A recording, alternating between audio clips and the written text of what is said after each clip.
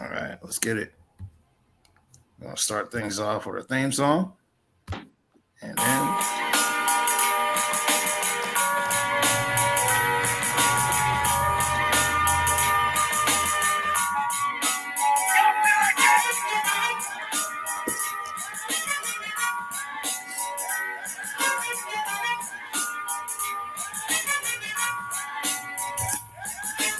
Unapologetically Black, Never Broken, Always Empowered Podcast.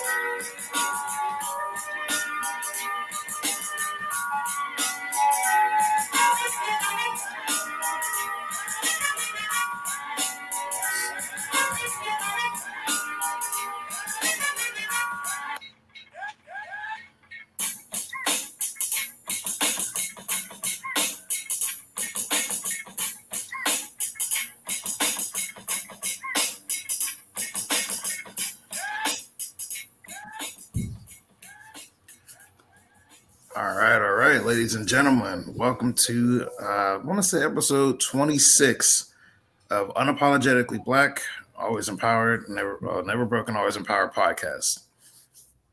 This episode is going to be strictly focused on toxic masculinity, what's it called, in real life and online, and how we can combat it. So I got a few guests here. If you introduce yourself. We start off with a mental health check of every episode, so we're going to go clockwise. Captain Joel, you can start us off. Yes, how you doing today? My name is Captain Joel. Like I said, I'm part of an organization called Israel United in Christ, a faith-based organization. And what we teach is so-called Blacks, Hispanics, and Native American Indians are the true biblical Israelites. Like I said, up under the leadership of Bishop Nathaniel. Okay. And how's your week been for you? It's been great. It's been great. Like I said, constantly preparing, constantly indulging myself in the scriptures, and more than like I said, and preparing for the family to come. Okay. Cam. I'm doing pretty well. Pretty sure at this point, or my name's Cam. I pretty much have honorary guest hosts at this point. Oh, you do. Yeah. But my week's been week has been kind of like on and off, flip-floppy, but hopefully we can stay on the good trend that it's on now as opposed to the past few days. Okay. All right, Rich. Yo, what up, world? My name is Rich McClellan, the owner of All In Adventures. My week has been pretty new, is what I'll say. You know, it's been good, has been bad, but it's new, and I'm excited to get started in what we got going on. That's a quick tidbit. If you guys missed Rich's business in our Black Business episode, he runs a game bus company out of Texas, still, right? And he just purchased an extension. He's running escape rooms out of Ohio. So, you know, if you ever want to plan something like that, plan a little birthday party, hit him up. All right, Kendall. Hey, my name is Kendall. I'm a contract specialist for the government, Air Force vet, and an avid gamer. As far as mental health goes, I'm doing very well. I've been busy today, but it hasn't been the stressful kind of busy, so grateful for that. That's good to hear. And Shaq, fashionably late as always. How you doing? I was in class, so. What's up, y'all? It's Shaq. If you've been here before, you know me. My week has been, good. I won't lie, my week has been good. Not much happened this week though. Just classes and midterms. Okay. Well, I wish you luck on those. I know college is not easy. Nah, it's stress. It's nothing but stress. Absolutely. My mental is good though, you know. That's what's You up. going for your graduate or your undergrad? Undergrad. I'm BS in sociology and anthropology.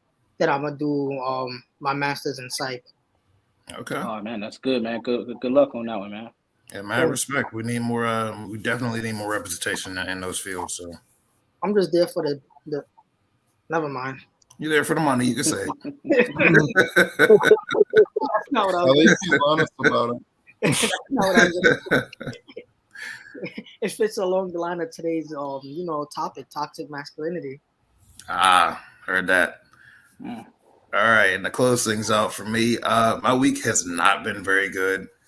I've been dealing with a few obstacles with changing jobs. If you've ever been through it, you know how it goes. You know, the whole paycheck to paycheck lifestyle. But I'll get over it. It ain't gonna kill me. All right, to get into today's subject. Toxic masculinity is something we've either seen happen, participated in, being young, dumb men, or have combated over the years of our lives. So I want to start things off with, in 2022, how do you think that we can combat or somewhat correct toxic masculinity? Who wants to start us off? I'll take that one. All right. And I'll say we start by combating it by one, stop saying things like toxic masculinity. Masculinity is not toxic.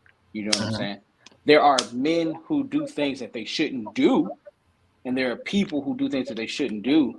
But masculinity in itself, being a man and doing things that, we believe we should do as protectors and providers, is not toxic.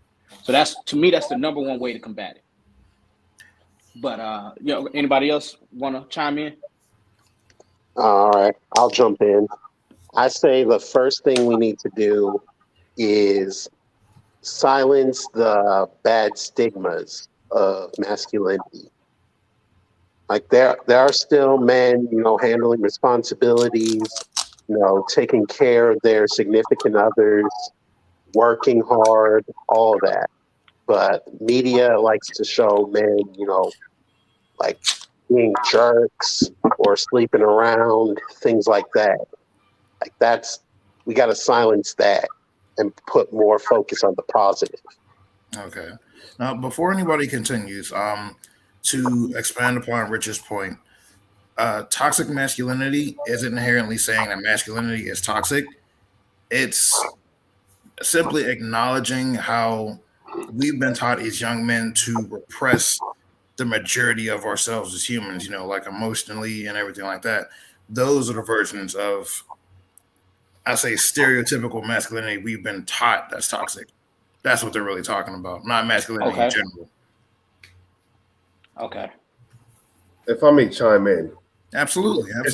It's funny how, like I said, it's only in 2022, and only within America you hear terminology such as toxic masculinity. This is only a first world problem.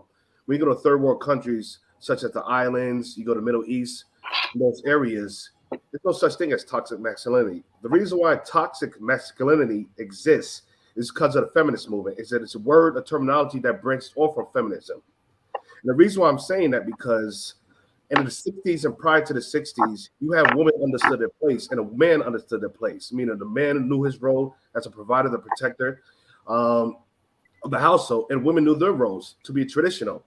Because of this feminist ideology, women have grown more masculine in nature and realized that biologically and mentally they cannot reach the pinnacle of the equality that they fought for, to be so close, to be closer to the man in terms of equality.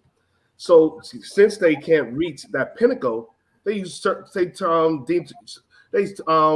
try to use words such as toxic masculinity to bring the man down to their level, because they understand that they can't reach our level. Biologically can't reach it. Neither emotionally. We're not biologically the same. Neither emotionally the same. We don't think the same. And that's why they want men to be more in touch, tune with the feelings, as well as us to relate to them, understand them, be more in touch with our emotions. Those are women's, that's female traits. Men weren't brought up to be that way. So just to come to my conclusion in terms of how to combat that. The way we combat that is through the Bible, going back to our traditional values, instilling culture within our community, because we go with the wind. Wherever the culture is, wherever social engineering has evolved to, is where our community evolves to. So we got to get back to the Bible, back to our traditional values, the man as the head and the woman under the man and the children under the woman, the divine order. Okay, I gotta disagree with you on some points in there, Joel, because I don't know if you noticed, we're all human, so we all have that emotional spectrum, men and women. So, as I explained to Rich, toxic masculinity was a good bit of what you described. It was us repressing most of what made us human and just sticking to stereotypes. We're trying to combat that. We're not trying to go with that. I would Go ahead. go. No, I was just going to ask, or rather state, when we talk about suppressing our emotions and things that happen, we're talking about an issue that this isn't a 2022 issue. Let me just put that. No, not at all. This is generations of men who've been taught by the prior generation to them on how to handle your emotions, how to deal with your feelings, how to deal with certain things. And so I believe that there isn't a quick fix to how we handle this issue.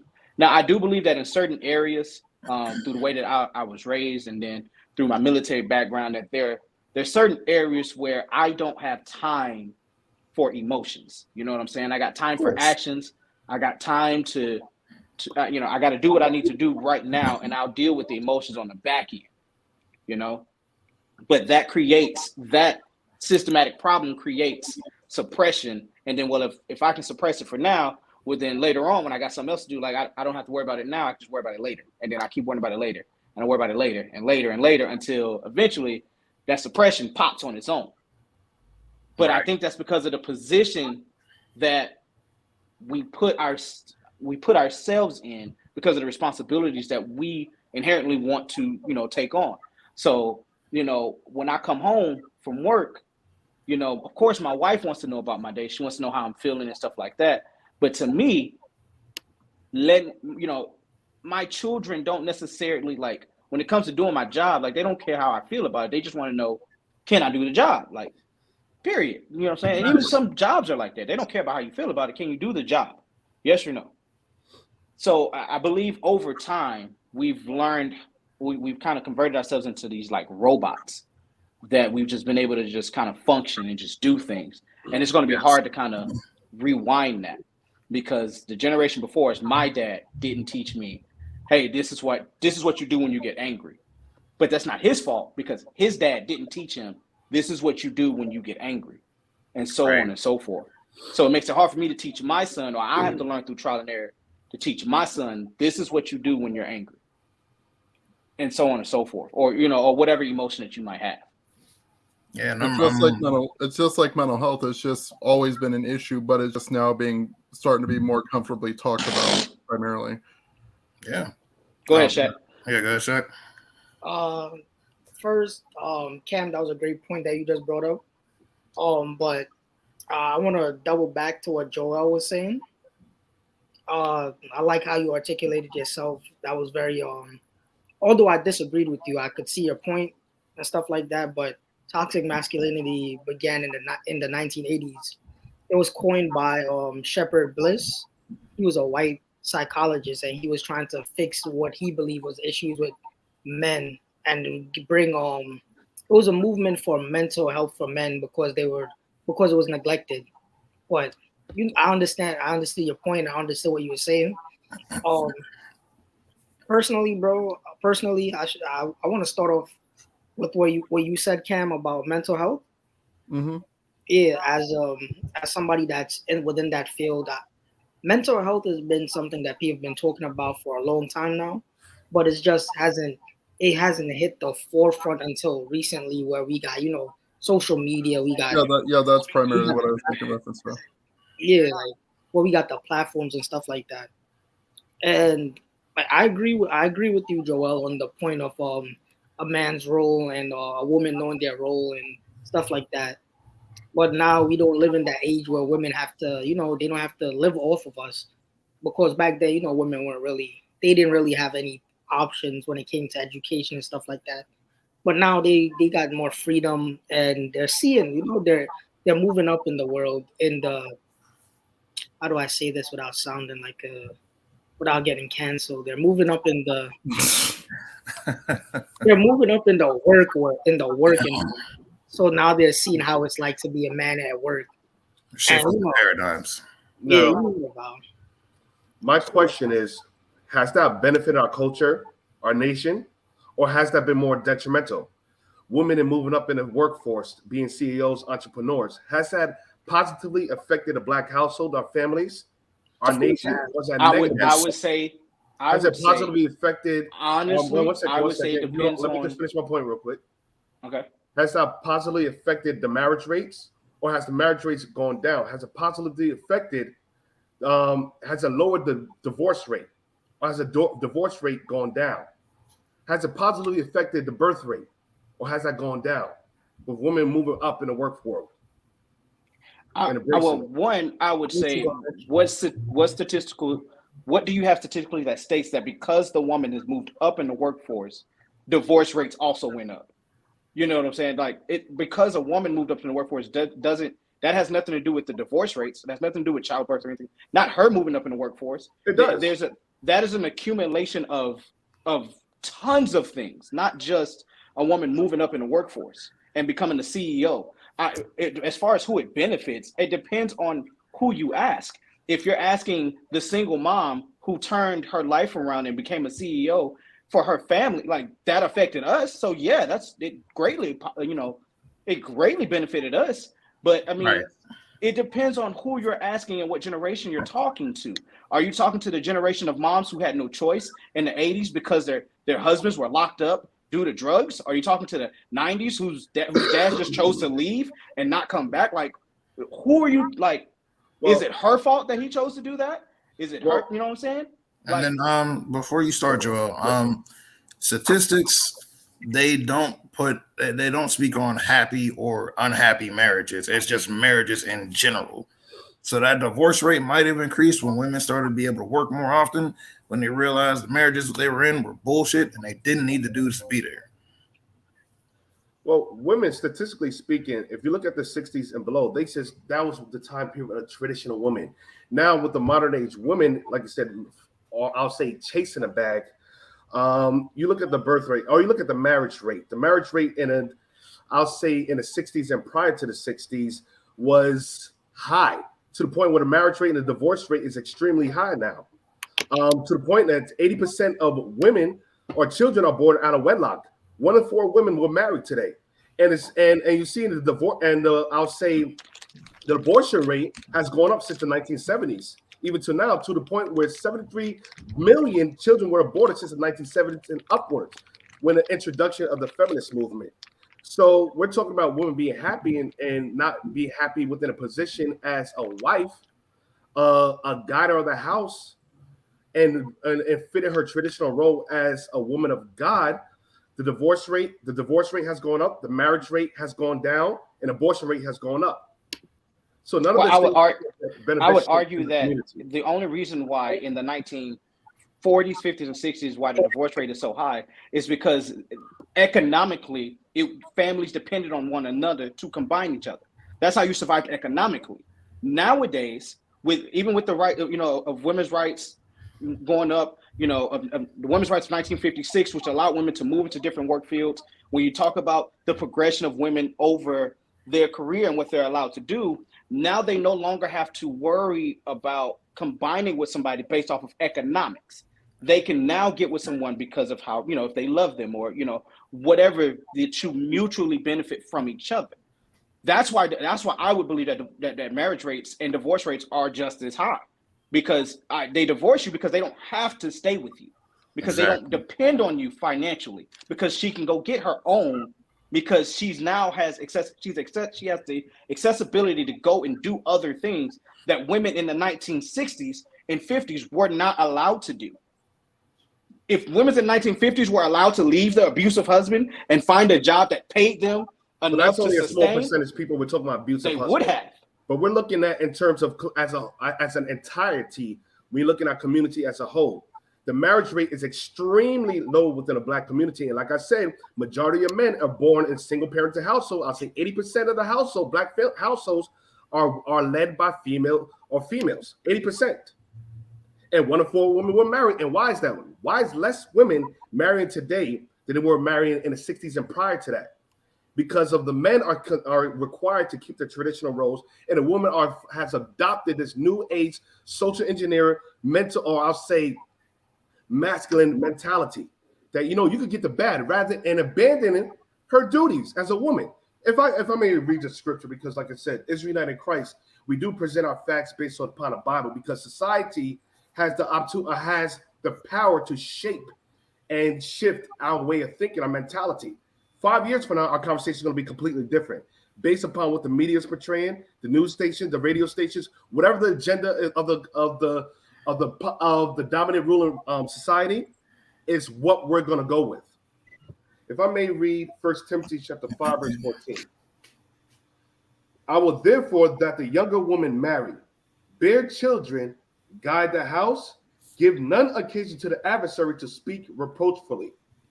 So a traditional woman understood her role in a family unit, and that's why you have more podcasts now arguing that they're looking for women to come back to the traditional values, because this feministic, the woman independent mindset has not been working. It has not been working in our community.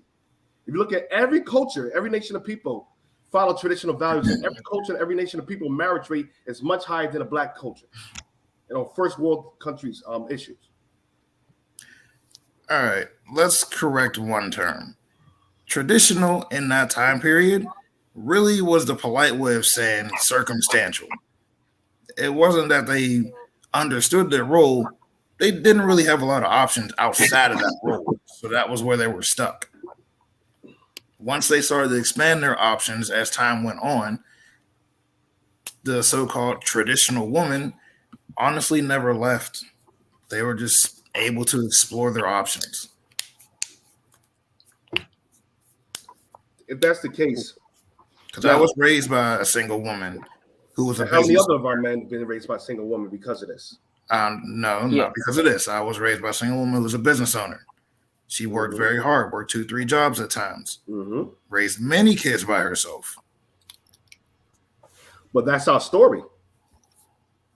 If you look at all across America, that's many of our stories. I'm pretty sure you're not the only other person that's on this podcast that was raised by a single mother. If you look at any other culture, any race of people, it's I'll say primarily within a black culture, black race, that the majority of our family households are raised by single women. But why? I can tell you why. There's been plots and ploys put in place since the 1960s and onward, starting with the feminist movement. You have such like welfare, Section 8, food stamps, WIC, women, infant, and children, also was implemented by the government. And like I said, there's plots put in place. In addition, if in order to receive these government subsidies, the man could be in the household. Understanding the power of the black family unit is one of the most powerful forces, and that's why they were looking for ways to break up the black household. So that was the one way. That was the first way. Then you have feminism. You have a woman named Gloria Steinem that infiltrated the feminist, I'll say the Black Power movement, and was able to influence a lot of our women to adopt the feminist mindset in order to join the women in the feminist movement or women empowerment movement. Now, I'm not against women working, but the independent mind state is not beneficial towards our nation. Women are dependent by nature. By nature, women were groomed, or like I said, were made to be dependent. What does woman mean? From man. She's meant to be dependent on some type of man. If it's not the husband, then it's somebody else.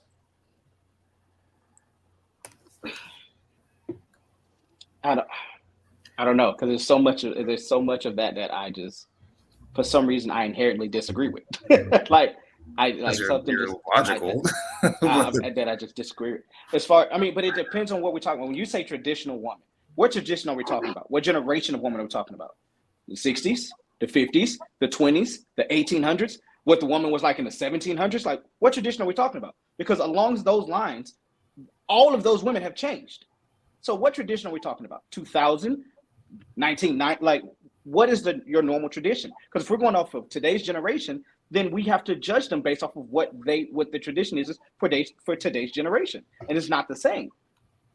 Just like men of today don't do what men of 1960s, 40s, 1910, what we did then.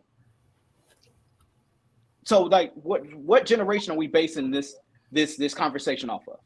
Well, I'm not basing it on generation, and the reason being, like I said, I'm basing it off scriptures, Bible scriptures. Because if you want to go based upon generation and time periods, everything, like I said, up to 10, 15 years ago, you didn't really hear about homosexuality within the Black community. You always heard about down low. So with time, as things progress, as laws are put in place, people begin to change their mindset, way of thinking. Now, homosexuality is accepted within the Black community rather when it wasn't 15 years ago. Even with men wearing dresses today, you have superstars, Hollywood entertainers such as you see Will Smith, Sean Combs, Jaden Smith wearing dresses publicly. Whereas 10 years ago, if a man wore a dress, it would look like, wait a minute, men don't do that. But now it's accepted. So it's through social engineering. As time evolves, social engineering evolves, and our way of thinking evolves. Today, you might not say it, but I guarantee 5 years to 10 years later, people might start accepting pedophilia. You might say, no, that's not true. But 10 years ago, men did not accept other men wearing dresses. In the Black community, homosexuality was not looked at something that was open or accepted, but now it's accepted. Just like feminism wasn't really accepted in the 60s. But through media, through advertisement, it became accepted. Go ahead. Homosexuality has been accepted in the Black community since long before me and you were born. In West Africa, there's a term called yandadu. That's a effeminate man that takes on a male partner for life. And that's a very ancient term. You could Google it, you could look it up while we're here. That's a very common term in West Africa. Homosexuality has been around way before. It's been around, but it was never accepted, widely accepted in the community. That's why they call it down low in the 1990s. It wasn't until recently you see homosexuality being out in display. And the reason why is because certain laws were enforced, and it's being pushed in our school system even more. Homosexuality was accepted until the Catholic Church went into power. Exactly. It was something that was a part of certain cultures for a long time.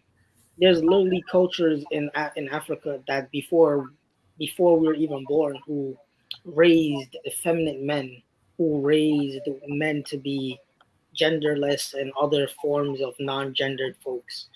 But I get your point. I get what you're saying.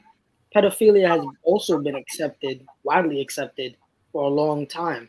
We just don't call it pedophilia. You know why? Because then we would have to talk about our uncle that we gotta tell our little nieces, yo, you gotta put your skirt down a little bit. You know he's a little touchy. You gotta talk about the men like R. Kelly, Bill Cosby. You gotta talk about the hundreds of men that has gotten away with it. But we don't call it pedophilia because more time people don't believe it. Don't believe when people come to them and talk to them about it. Yeah, you got to talk about your homeboy that's 22 talking to the 16-year-old. You got to talk about the homeboy that's a senior in high school talking to that freshman who don't even know, who can't even leave her house at a certain point in time. Well, what I'm saying is it's being practiced, but is it right? No, it's not. Right. Of course it's not right. And the problem is there's nothing that really governs our thought. Like I said, a lot of these topics of discussion is based upon pretty much our feelings and our opinions because we're not really governed by law. We're governed by emotions or caprice, feelings. Whatever I feel inside is whatever I want to practice and what I want to evolve into. And that's why, like I said, society has adopted or developed a platform pretty much for anybody, any way how you feel. Or if I feel like I'm a girl, I could transform it to be a girl. You know what? It's illegal to call me a girl, even if I'm biologically a boy. So it's like as we evolve through time, as time begins to move forward, our way of thinking begins to evolve. Now we're to the point where we're practicing pronouns. I don't want to be called a he. I don't want to be identified as a gender. So if you look at it, where it started with feminist movement in the 1960s. Allowing women, like I said, to be able to. Now, I'm not against, like I said, I'll say it again, I'm not against women working, but I am against a woman abandoning her traditional values and what the Most High God made her to be. God made her to be a nourisher. God made her to raise children, to guide the house. That's That what would the Bible require says. her to not work. Huh? That would eliminate her ability to work. If she Well, has I'm to not tend to the household and consistently nourish the children, when is she going to have time to work? My question is why should she do that if the man isn't being the traditional man? You see what I'm well, saying? the man will have to change and become the traditional man. Not so traditional man. When I say traditional man, I'm talking about a man of God. Biblically, the man is the protector, the provider. He's the one that's supposed to take care of the household, guide the household, provide for the household, make sure the wife's she has a clothing, she's provided for. Even when you look at the animal kingdom, mice. Before a woman, a female rat will lay down with a male rat, she'll make sure that the male rat has a place for her before she even lies down with her. So yes, we are, like I said, a lot of our women are put in a position where they do have to fend for themselves, but we as men have to step up and put ourselves in a position so that we can protect our women, provide for our women, house our women so that what? They can stay at home and provide for the children. Now, if they want to work on their own business, they can, but the woman have to realize that the reason why she was created was to what? Bear children, guide the house, and raise the children, educate the children. But now, because of the woman's working, the man's working, both families, both partners are outside the household, who's raising our kids? The school is, the public school system, and we wonder why the educational values within our community is diminishing because the woman, the mother was the person that's supposed to instill values, morality. Now the schools instilling their values, their morality, their education, their perception, their theology, their philosophy in our kids. I would jump say in? that I'm sorry. Go ahead. And I'm a teacher, by the way. I work Okay. in the school system. Yeah, I just have a few concerns about that because we're not looking at some of the other problems in the community. Now, like it would be ideal if parents could take more time out their day to pay attention to what goes on with their kids. But we have to consider the fact that, this economy, a lot of people are fighting for livable wages. So that you got mom and dad, or sometimes a single parent, out working 2, 3 jobs just to feed their kids. They never get to see them. Like that. That's one of the reasons why, men and women have been falling away from these traditional roles because they don't have time to decide who's going to be the at-home parent, who's going to go and win the bread, because both parents have to work. So women can't just immediately fall back and stop working and be that supportive role described in the Bible, because then the family's going to be broke because the dad has to work 2, 3 jobs and he's still not getting by to feed his family. Like we have to consider that part. Like we can't always compare, like biblical roles or even other animal species, because there are certain species where women are the hunters, or the males are watching the kids. Then we have to consider the fact that some of these new ideas that you say are being socially engineered into us. Like we have to understand that some of these things that are being talked about, they've been happening for millennia. And now people are trying to either, express themselves the way that they truly want to express themselves, or we have people who are just completely intolerant of that. And they're just trying to harass or beat down or subjugate these people just for, doing things that stray away from that traditional role. And I think that's where we're describing toxic masculinity, like getting upset because a man isn't following all these traditional roles that are laid out.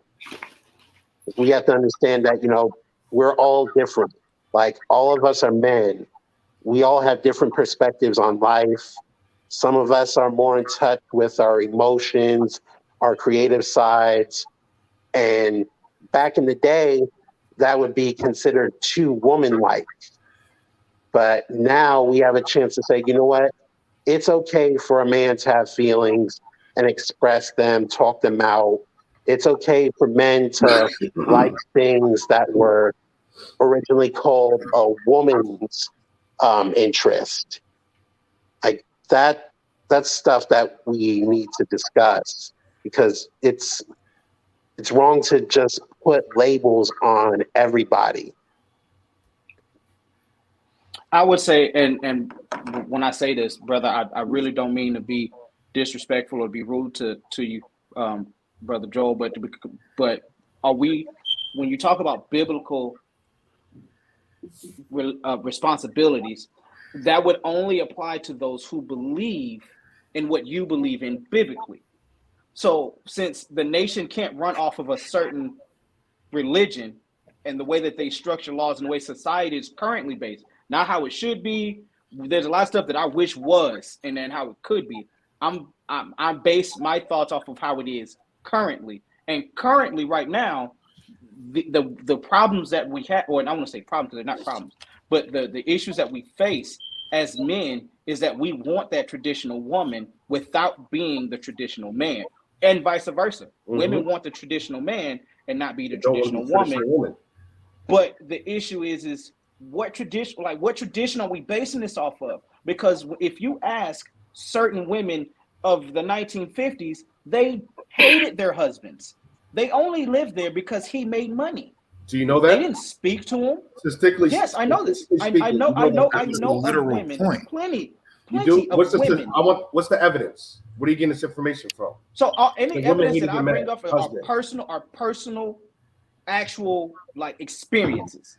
My personal experiences of speaking with close friends, relatives whose grandparents did not like each other. They stayed in the same house. They spoke, but they did not like each other. And they only stayed together because it benefited them economically. And not because what about they the children? wanted to stay Did it benefit together. The children as well?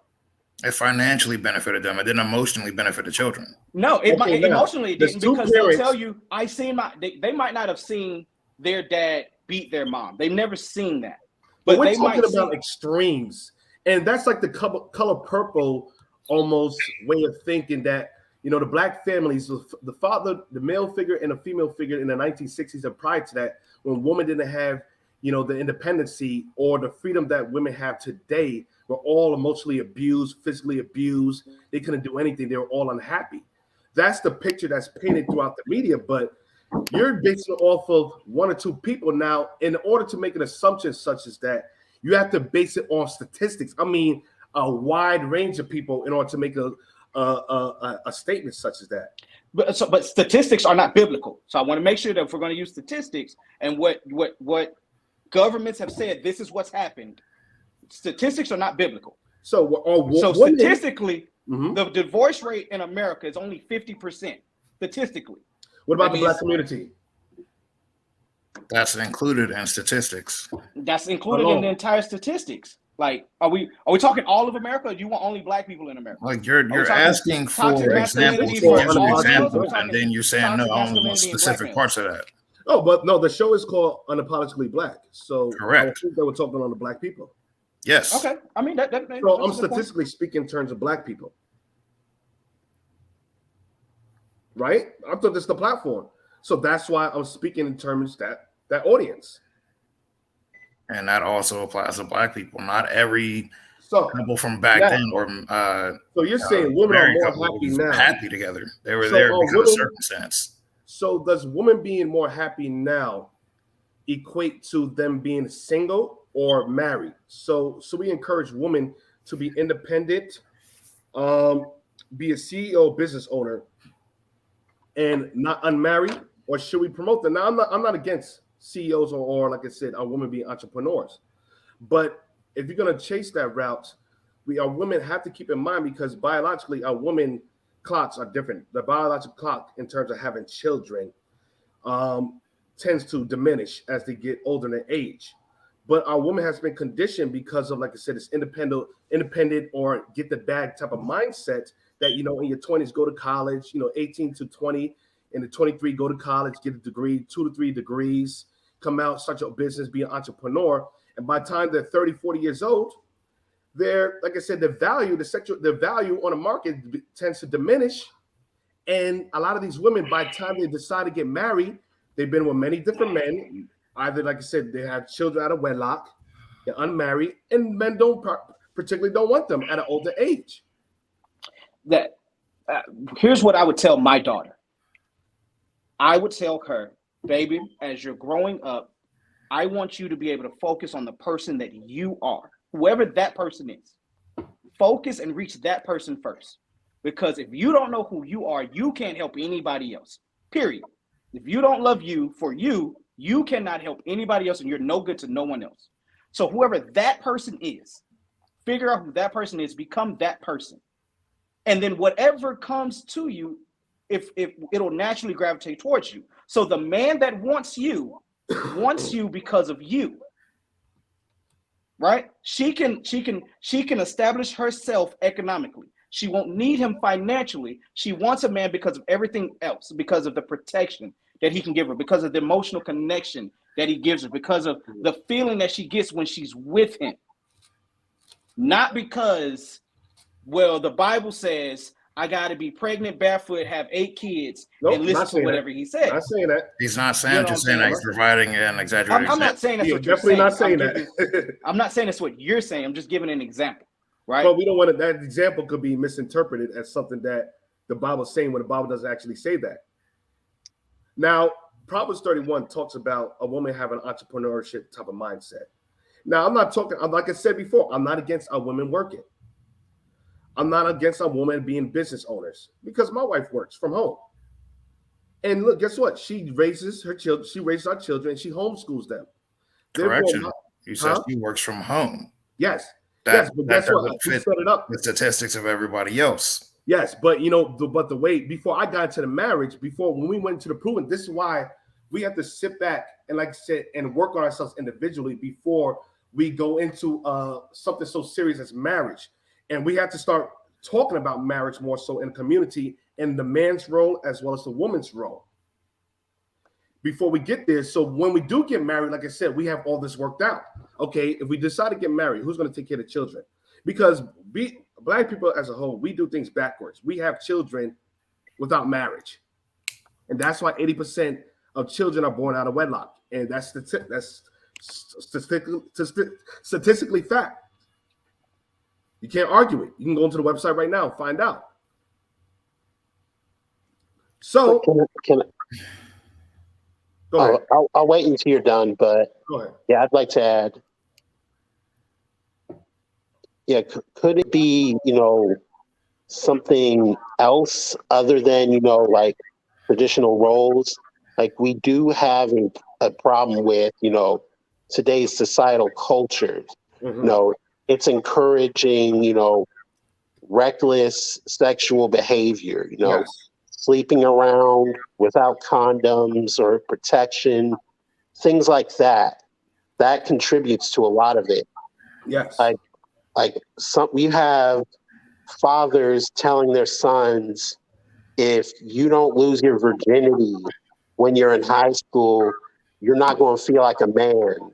You got girls who have their sexual desires repressed because the parents shame them for it. So it creates this toxic cycle where boys think they got to sleep around to feel like a man. So then they impregnate all these women. They don't take care of them because they were fooling around. They didn't get their priorities straight. They didn't get a good job that could provide a family. Like, we got to worry about things like that too, rather than just worrying about traditional roles. We got to start telling people teaching boys, you got to regulate your emotions. You got to make sure your priorities are straight. before you even start worrying about, having sex with women, things like that. 100% agree. If you don't mind, me reading one scripture. Go ahead.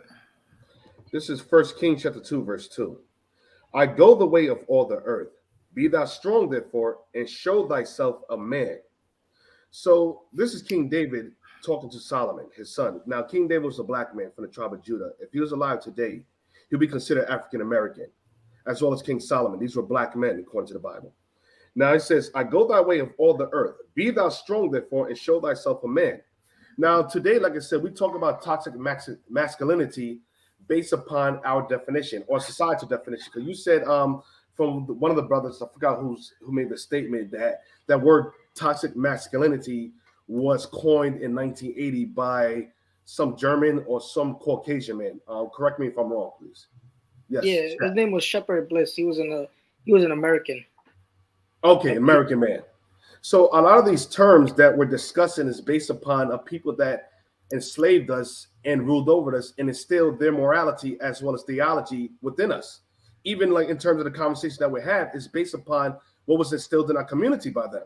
Like feminism or where we are today as a whole was engineered by the ruling class. But at one point in time, if you look at every culture is governed by some type of law, constitution, government. You go to China, you go to Arabia, Japan, everybody has something that they base their morality, their society, their family, their civility on. But when you come to black culture, we don't really have anything that governs us. So we take whatever's out there by the masses or articles, what's being displayed in the television, the movies, and we adopt these things and we try to create our own type of culture because there's no real guidance within our community. But at one point, we were guided by the Bible. The laws of the God's laws structured our way of thinking. It structured a household. It told you what a man was. It told you what a woman was. Why? Because God created man and woman. And by creating them, he created us with instructions so that we wouldn't be having these conversations.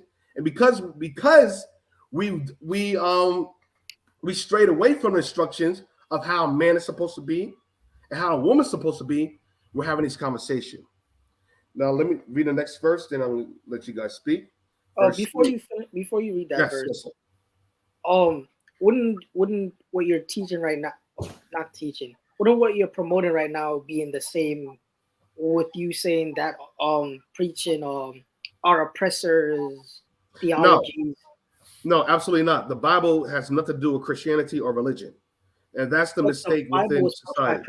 Was it not? No. The Christians in the Bible, they were called Christians in Acts chapter 11, and the Christians were Jews. The Jews are blacks, Haitians, Jamaicans, Latinos.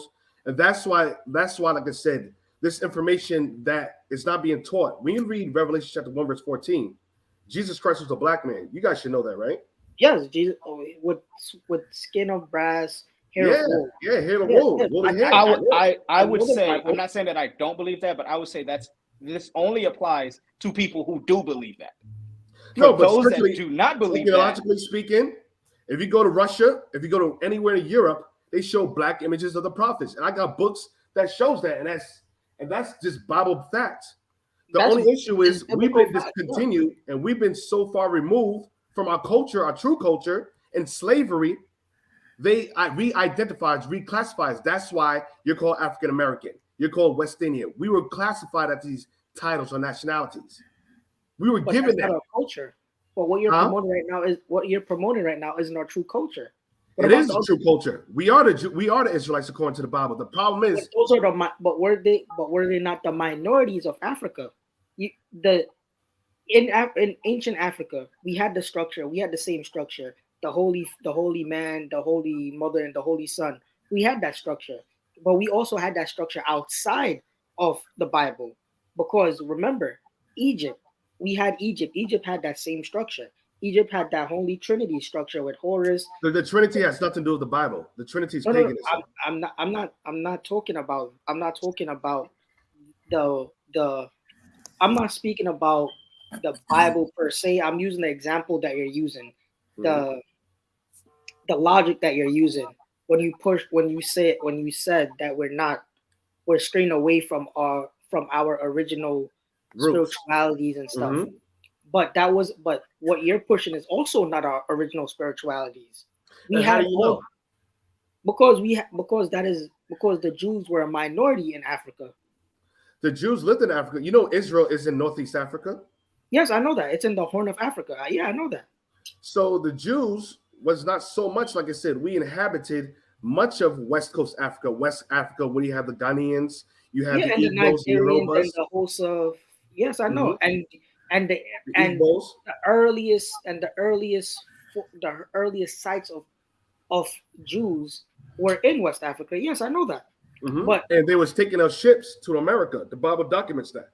yes, and I know that the Caribbean. I know that the Caribbean was Yes, the West a Indians, the trade route Haitians. from West Africa, and it spanned to North America and the Yeah. Bering Strait. Now I that's know all that. biblically based. That's all Bible prophecy, and that's what and that's like I said.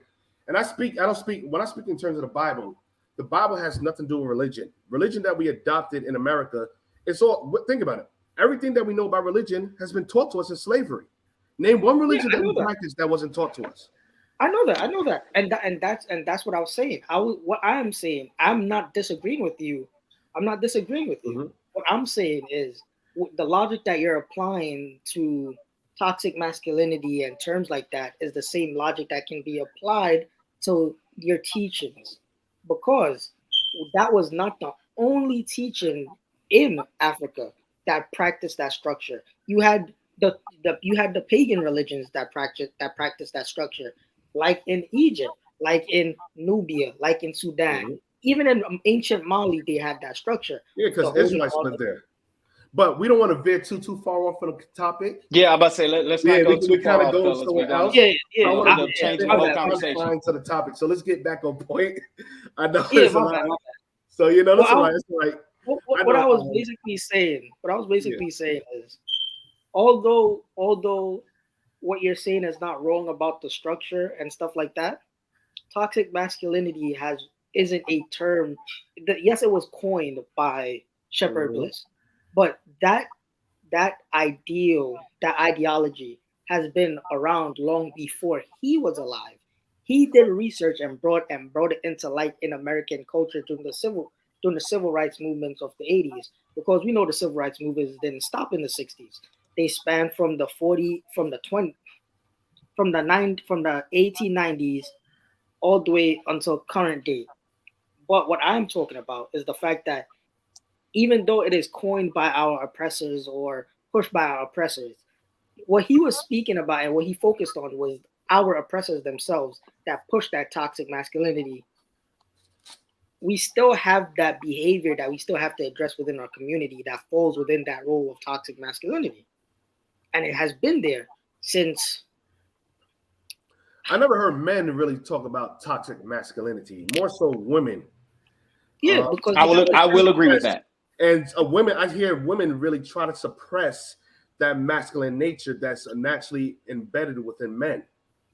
that's Because not true. women want us to be because like I said, I was listening to something today, in an argument. Like I said, a female reporter brought up, she said, listen, she was discussing a point with Jordan Peterson, and one of the points she was saying that men, and it's from a woman's standpoint, men need to be more in touch with their nature. Men need to be more in touch with their emotions, and then it started evolving. So to start with that, men in touch with emotion, with their feelings and stuff. Then she said, listen, to the point that we shouldn't even, if a boy wants to play for doll, let him go play for doll. If you want to change his gender, he can change his gender. It started evolving. I said, wait a minute. It started with men being in touch with emotions to the point when it started evolving to, if a man wants to play for doll, let him play for doll. If a man wants to wear a dress, let him wear a dress. It evolves to, if a man wants to change his gender, let him change his gender because he feels that way inside. Toxic masculinity promotes that men should be strong, men should be boisterous, men should be loud, men should be domineering, authoritative. That's society has made that to be almost like it's a term that's to be outlawed, when that toxic masculinity is put predominantly within our community. But when you look at All the races in the earth, Chinese, Japanese, everybody got their culture. Everybody got their government. Everybody has an army but us. And we're arguing about toxic masculinity, being strong. I understand what you're saying, but for us to even get to that point where we're united enough to have an army, to have things like that, we have to first address the broken homes. We have to first address and although people don't want to talk about it, toxic masculinity is a direct cause of broken homes, because that same hold on, let me reel myself in. I was about to get a little. Yeah, let me ask you a question. So, how does toxic masculinity, in your opinion, anybody else's opinion, how would you perceive it affects the household? I was just about to get to that. I'll let you go, Rich. I was going to say I can only give you things based off of my experience and my knowledge, right?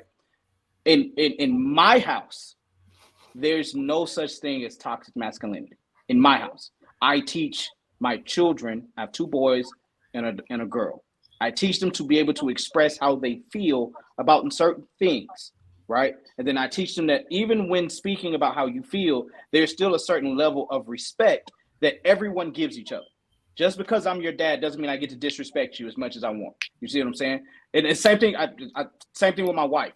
Just because she's my wife doesn't mean I get to talk to her any kind of way, because I pay the bills, because I run the house. And so I'm just saying, in my house, from what I experienced, and with the guys that I allow in my circle, I ensure that we all have the same mindset about how we treat women, you know what I'm saying, and how we treat our family. So I don't know personally of any toxic males that just kind of run amok and do whatever they want to do, because I don't allow those men in my circle. You know what I'm saying? So now, that's all I want to ask, because we got to be careful with the terms, because everybody has their definition of what toxic masculinity can be. Like I said, we take the original definition, then we kind of manipulate it to our environment. But because in terms of when I see toxic masculinity, now I'm not, like I said, I don't agree with abuse. No man should touch a woman, lay hands on a woman ever. If it ever gets to that point, you walk away. You leave the house. And listen, I don't argue with my wife. We don't argue. You know why? Because we communicate. Now, like I said, when the Bible, people might say, "Oh, you guys, that's toxic." Now, we don't agree with laying hands. We don't agree with being verbally abusive. But the Bible does speak about the man being the head of the household. Now, do we look at that as toxic masculinity? Because people in the world look at that as not toxic masculinity. Huh? That's where it gets a little skewed. Yeah, that's what I'm saying. We got to understand. Let's come to the definition. What is toxic masculinity? Because the world would say the man being a head, that's toxic. I would ask you this question. What happens because me and my wife talk about not toxic masculinity, but we talk about the head of the household a lot. What happens when my wife is my partner, right? She's my right-hand man. I come to her with whatever we might need, because whatever I say also affects her, right?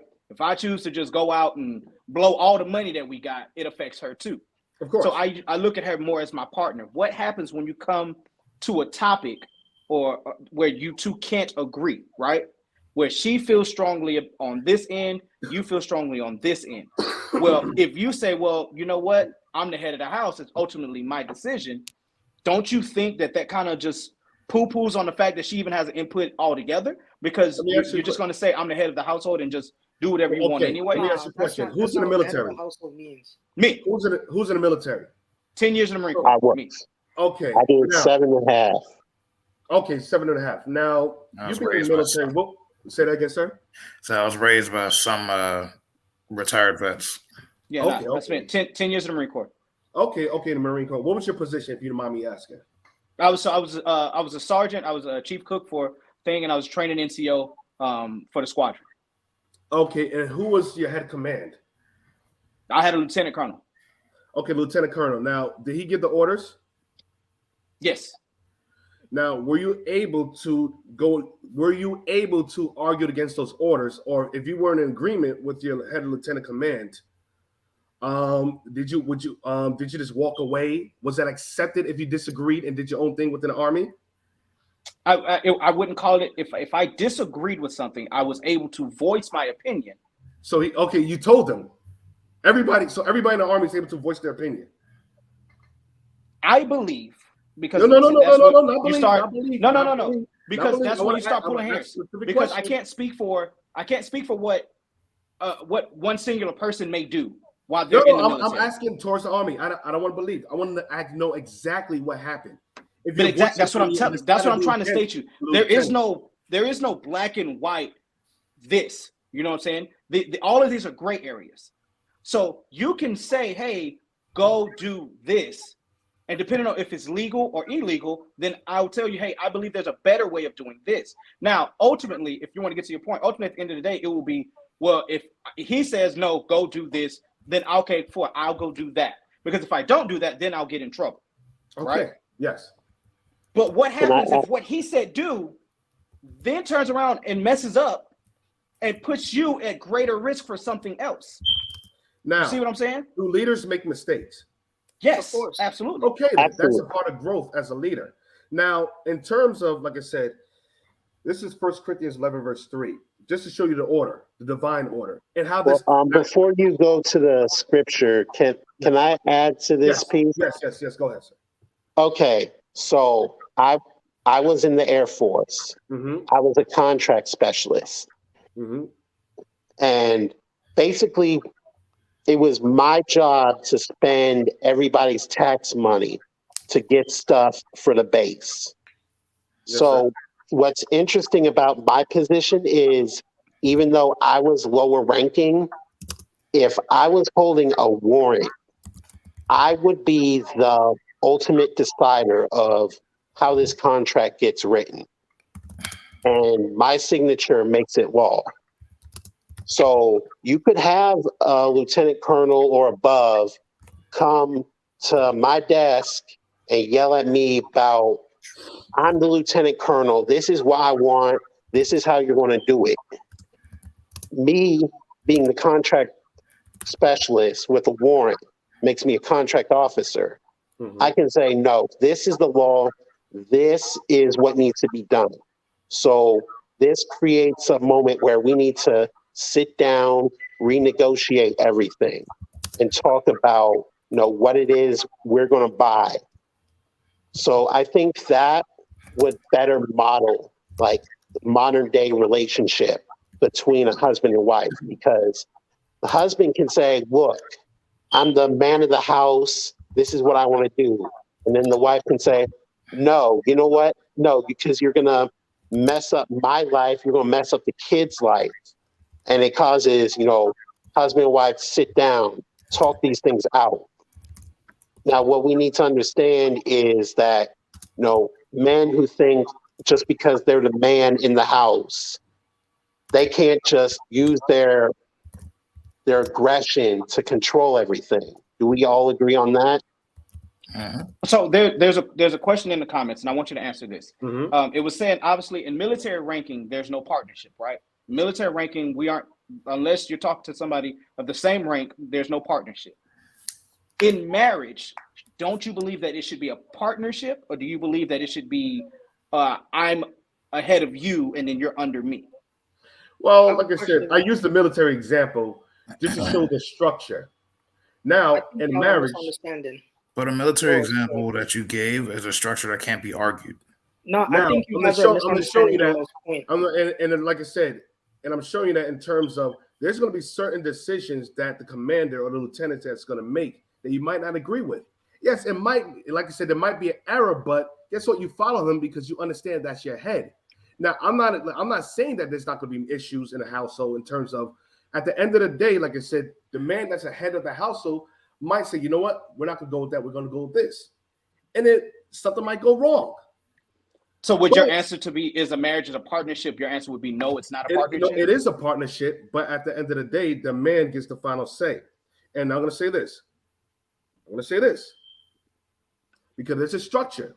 Because if we get to that point, it's almost as if, like I said, we could pretty much go on and say that, you know what? Then children's a partnership. that the husband and the wife has no authority over the children. That the children, if the parents say something to the children might say, you know what, I see things differently. And given I see things differently, mom or dad, I'm going to go this way. But there's repercussions for that. Because the way you believe, your belief systems, what you know, your experience, you're going to tell the child, no, do it this way. Because you're giving authority over that child. But in that point, I feel like you'd be arguing someone who's let's say parent, child, one whose brain is fully developed and has lived through experiences, and then one who hasn't. Whereas your wife, she's lived through her own experiences and she's pretty much done life the same way you've done life, versus a child who hasn't done life at all. Like, I feel like they're not comparable. But and the reason why I use that example, because like I said, biologically and mentally speaking, men and women are not bred the same in terms of our mindset. We have different thought processes. Women are mostly mostly led by their feelings, right or wrong. Women more so than men are led by their emotions. Because they were allowed to explore them more than men. No, I'm saying biologically speaking, women, just by nature, that's why women are more nourishing. I mean, man is looking more so as a disciplinarian, and a woman is looking more so as a nourisher. Biologically speaking, women are more feminine, in touch with their nature, where men are made differently from women. Women has certain chemical makeup that makes them more nourishing and emotional, more attached to their feelings, rather than men. Men are more so logical. Can I add to the part about feelings? Like, hold on, Kendall. Before you expand on that, Shaq, you were, I don't know what you were saying, but you kept getting like talked over. What was your what were you expanding on, man?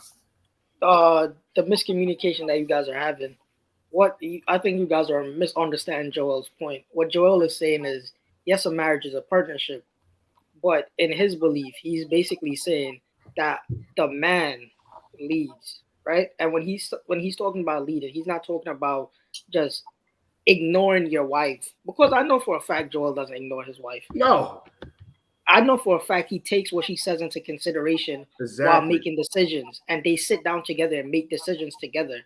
And she trusts his judgment enough to allow him to say and do certain things freely, which is credit to his character as a person.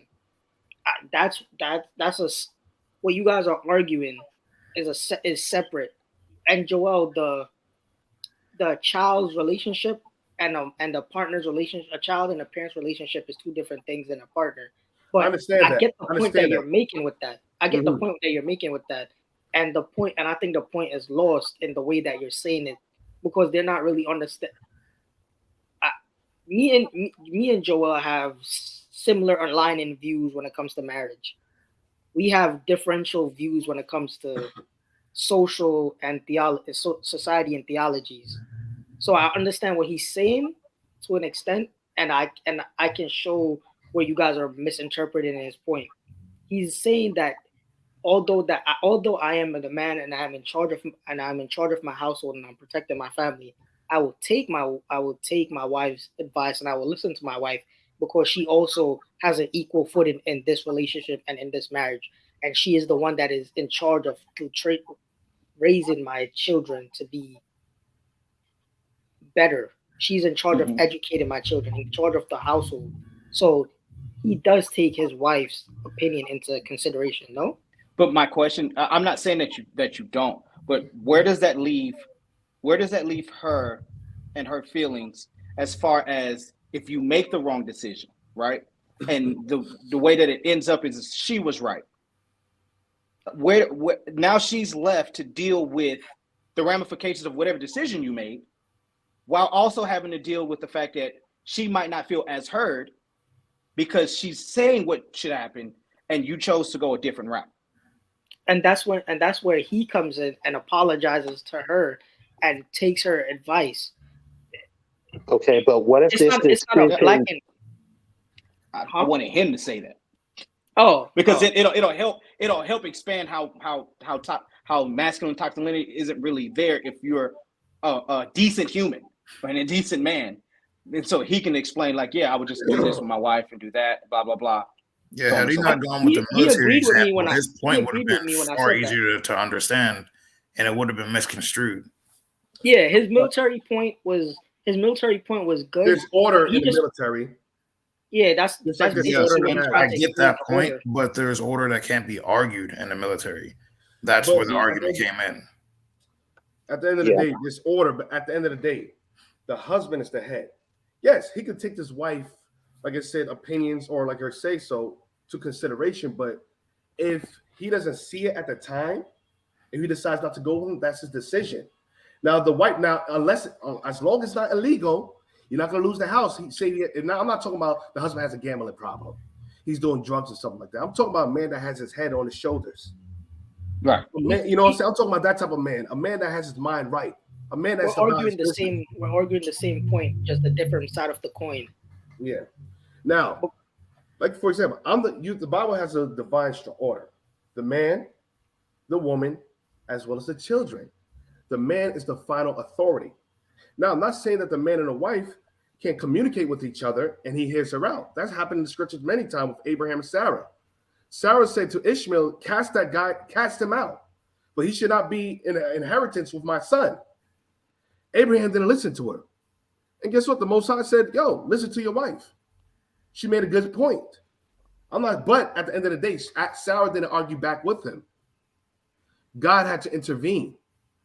But Sarah didn't argue back with him because she understood that Abraham was her head. Now, do leaders make mistakes? Yeah, they're going to make mistakes. Everybody makes mistakes. It's a part of being human.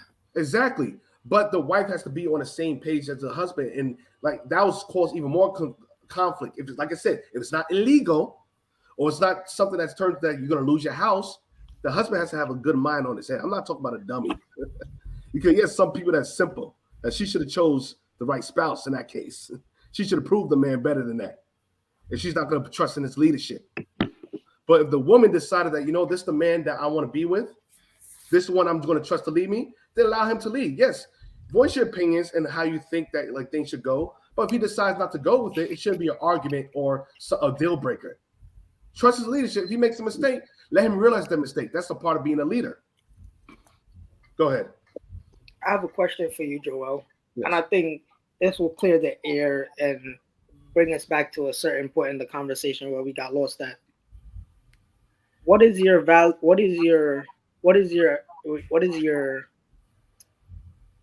ideology when it comes to a man having integrity? Do you believe that a man should have integrity and respect for respect, as in what are your values? What values do you think a man should have, and is integrity one of them? Is basically 100%. what I'm asking. 100%. A man should be a God-fearing man that keeps God's laws. That's going to keep him from cheating. That's going to keep him from abusing his wife. That's going to keep him provided for his household and his family. That's going to keep him from stepping out, abusing her, physically abusing her, talking to other women.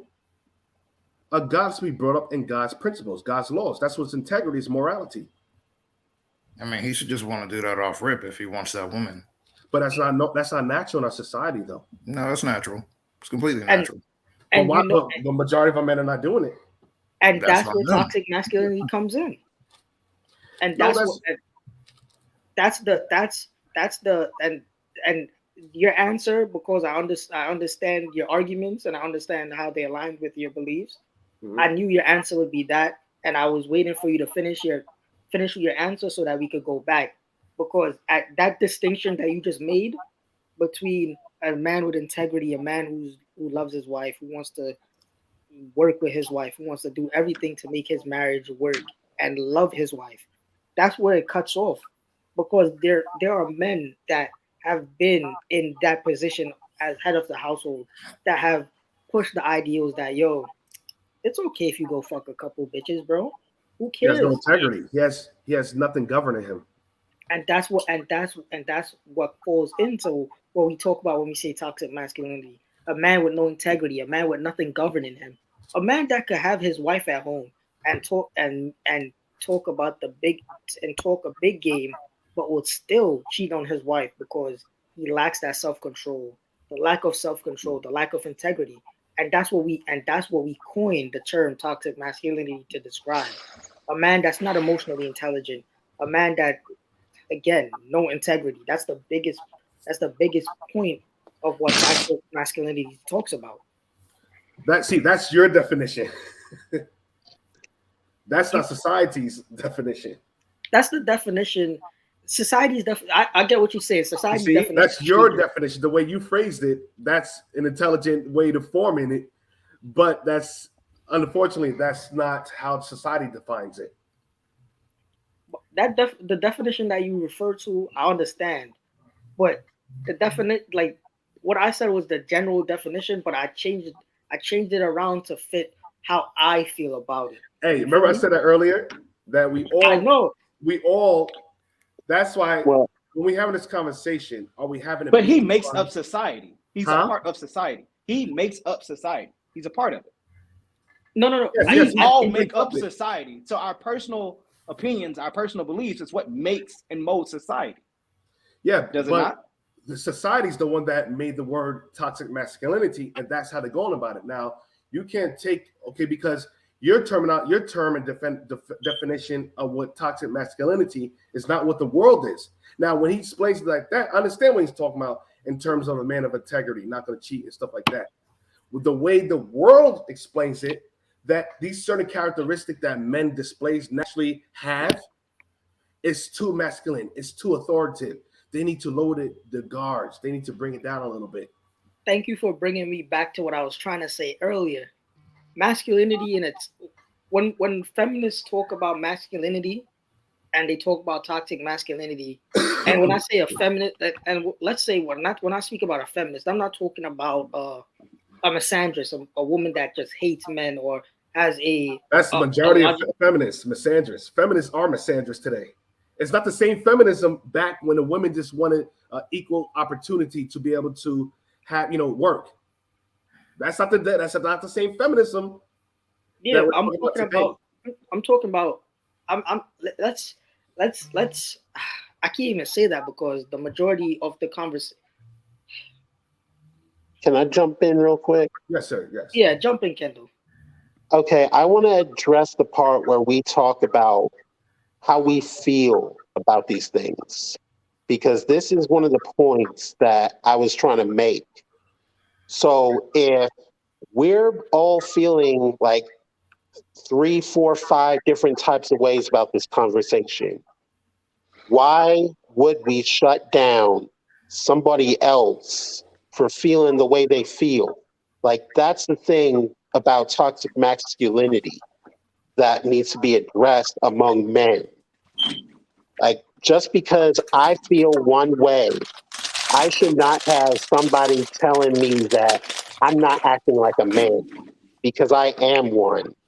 And I know that I handle my responsibilities like one. So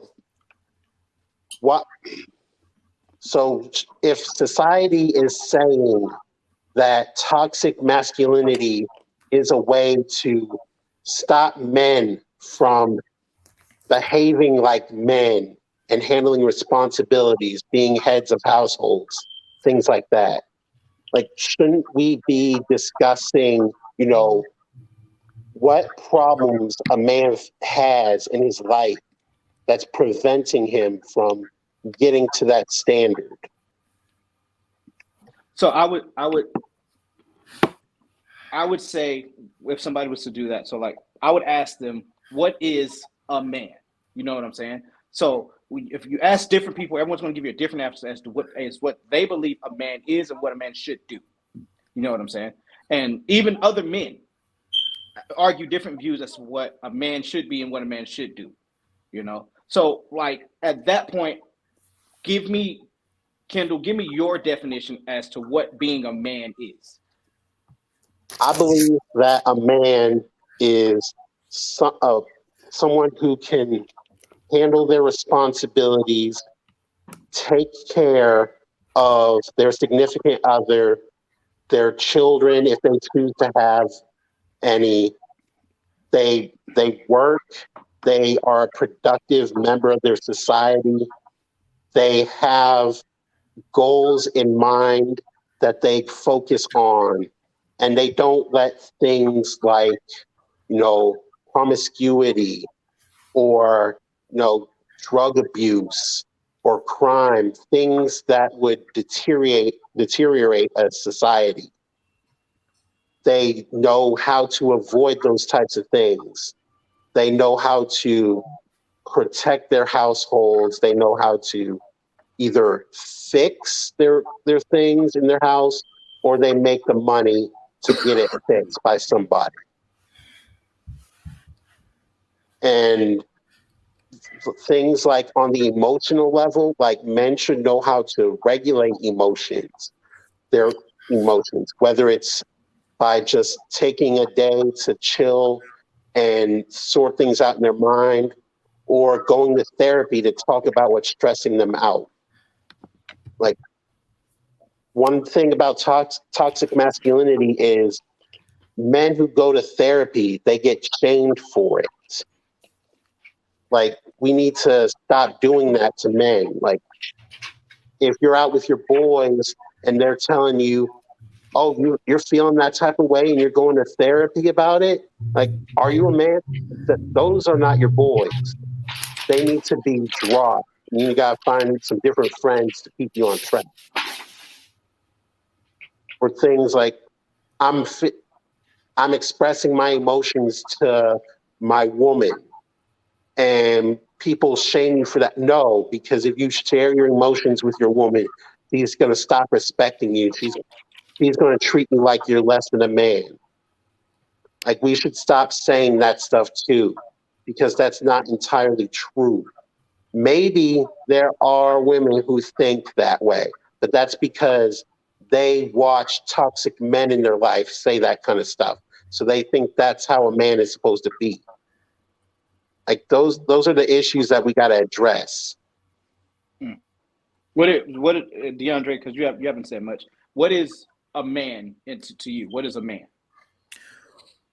And in summation, pretty much the same things as Kendall. You're goal oriented, you're emotionally stable, and you know how to properly regulate your emotions. You have full respect for the entire family, and I won't say agreeable, but you're understanding. You know what I mean? Mm-hmm.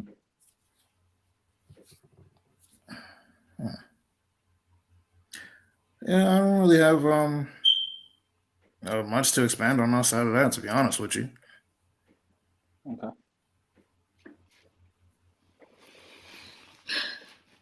Chat, you want to chime in here?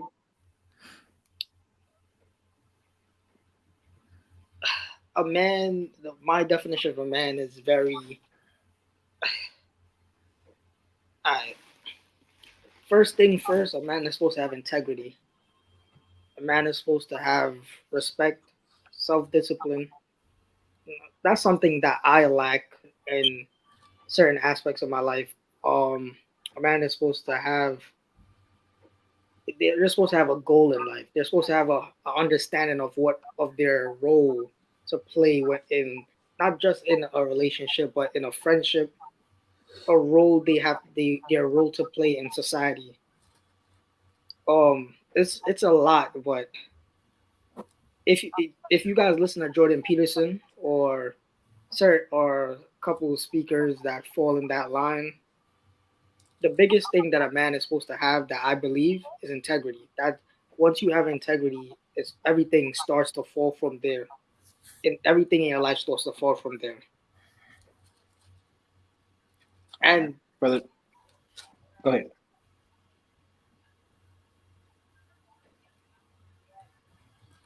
Go ahead, finish. I was just going to. Oh no. Sorry, you can continue.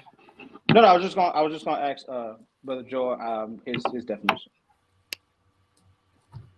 You want my definition? Yes, sir. You know we do. We're equal opportunity here, man. Everyone else got a chance. Agree or disagree? We're equal opportunity.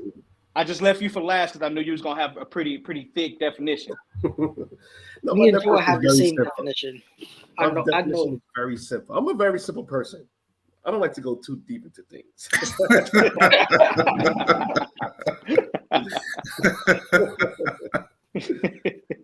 Let me give you my definition. I don't have my own definition. Okay. I can read my definition if you don't mind. Oh, Go ahead. man. Thank you. That's why. Well, the reason why I said my thoughts are based upon the Bible. The Bible establishes my thoughts, what keeps me from going outside of manhood. Mhm. This is 1 Kings chapter 2, verse 2. I read it earlier, but I didn't get to finish it. I go the way of all the earth.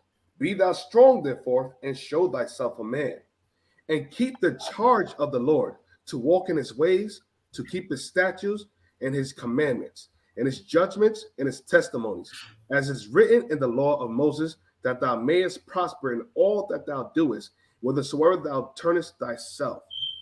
So my definition of a man doesn't really exist. My definition is based upon God's definition of how he created us to be a man, because everybody's definition is different the way they seem it to be.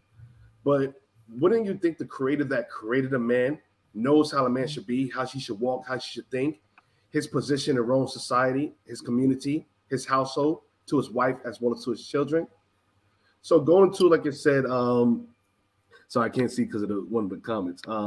Brother, dang, this comment's like right in my way. Brother, Let me see at the bottom. yeah, Shaq's at the bottom. Yes, Zach. Sorry about that, brother. So, speaking about that, in terms of a man of integrity, a pillar within his community, and an example, a teacher, a guider, a provider. Well, now, like I said, do men have problems? Yes, we do. Do we counsel with other brothers? Do we talk? Hey, listen, man, I'm going through it today. Yes. Now, do I talk to my wife about my feelings? No, I don't. The scriptures talk about keep that. And the reason why women, well, I'll say this, that's something that's very dangerous, talking to your woman about your feelings. That's not dangerous. You have to trust your woman to do that.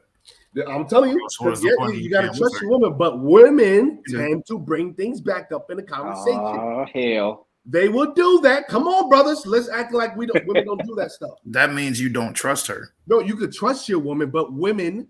If you don't trust her enough to open up to her emotionally, you do not trust her. I have a voice to open up. You can't really argue.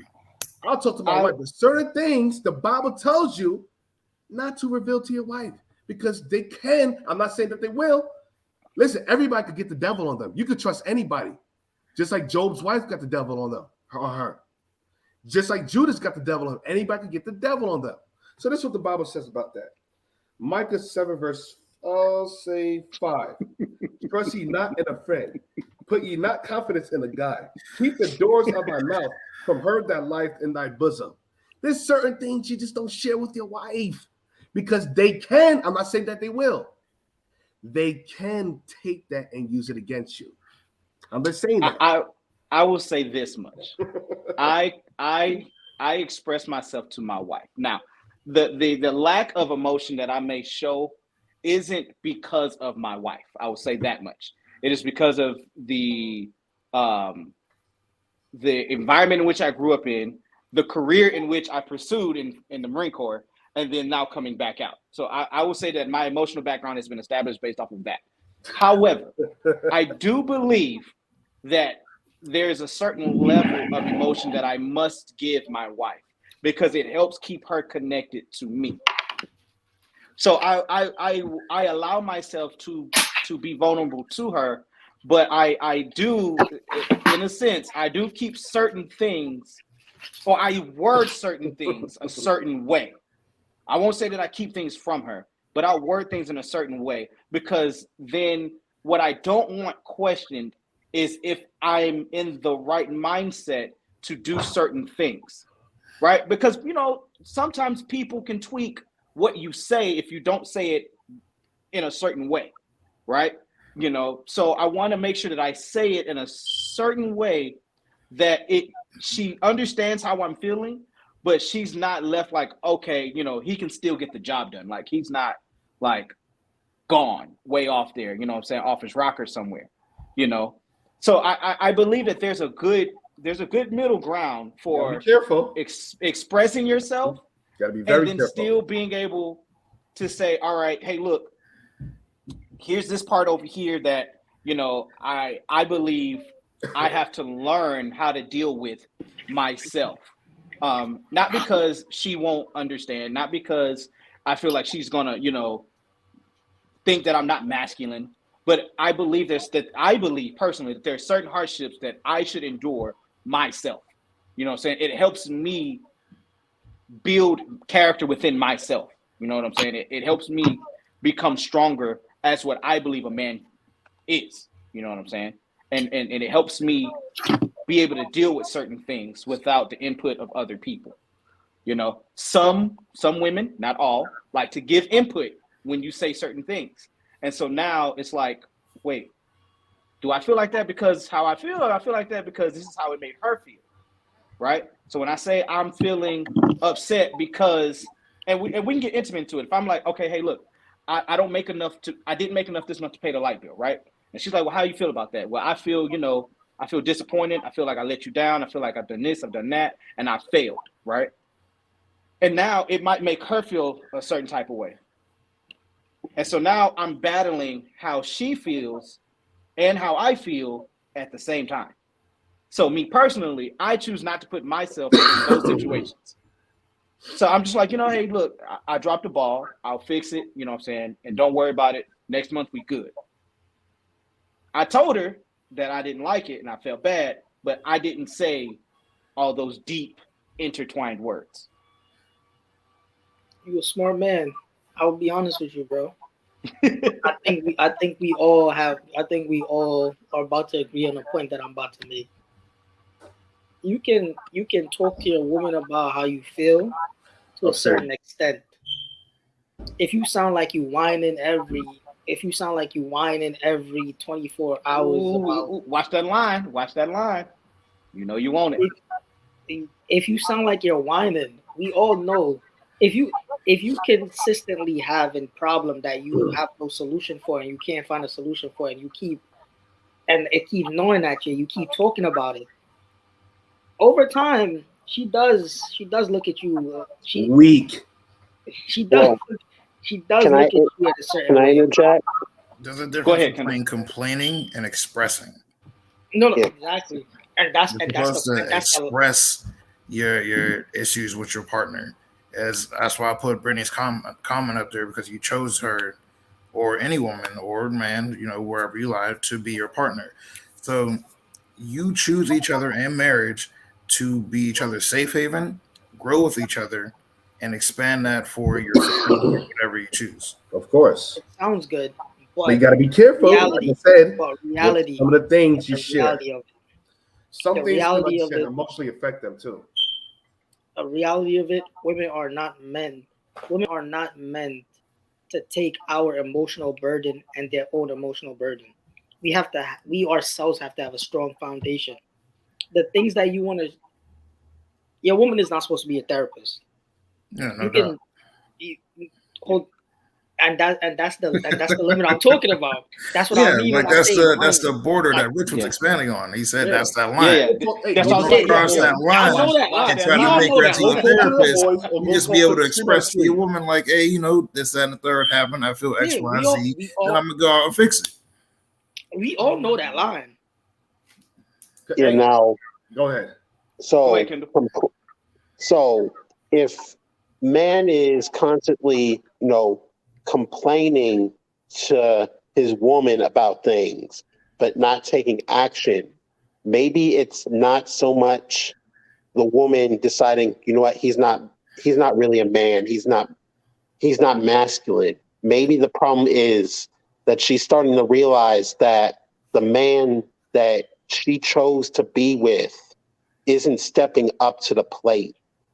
Maybe it's not just them coining toxic masculinity or saying, this man is got married is weak. Maybe the problem is, that man has to sort this out by himself, figure out, why haven't I done anything to solve this problem? And then go take action. Yes, and that's slippery slope. But have you expressed that to your woman? So if I'm saying, hey, I feel like I haven't accomplished anything, right? Like the biggest issue is my wife feel like I don't celebrate the accomplishments that I've had so far, right? And to me, the difference is I'm not at my end goal. You know, I'm just starting. But to her, she's like, hey, you should express how you're feeling at these great accomplishments. You know, because not everyone gets to do this thing. You know, not everyone has the ability to go out and do what you do. And I'm like, well, yeah, but to me, these aren't accomplishments yet. You know what I'm saying? In my world, this is just me starting. So now, Kendall, when you're saying that, are you expressing that, hey, I don't know why I'm not here yet? Or does it sound like every day you've complained about it and you've done nothing to try to fix it? Oh yeah, that's exactly what I'm saying. Like that's what, when you know you're a man explaining yourself to your woman, like that's the thing you need to ask yourself before you start continuing these conversations. Like, I completely agree with you. Mm-hmm. No, I agree with you guys, and like, Brittany, I would like to read Brittany's comment real quick. In reality, I'm happily married, and I am more than capable of carrying his emotional burden with him. And there are women out there like that. I have a friend of mine that's a therapist, and she's more than well equipped to carry an emotional burden of her man and hers. And I know women like Brittany are out there, but they're in the minority. Let's talk about it. They're really in the minority. There's certain women that you can't go to and speak to about how you feel as a man without being looked at different. And that's a lot of women. But at the same time, there are a lot of women that you can go to and, you know, you could talk to, but you still got to know.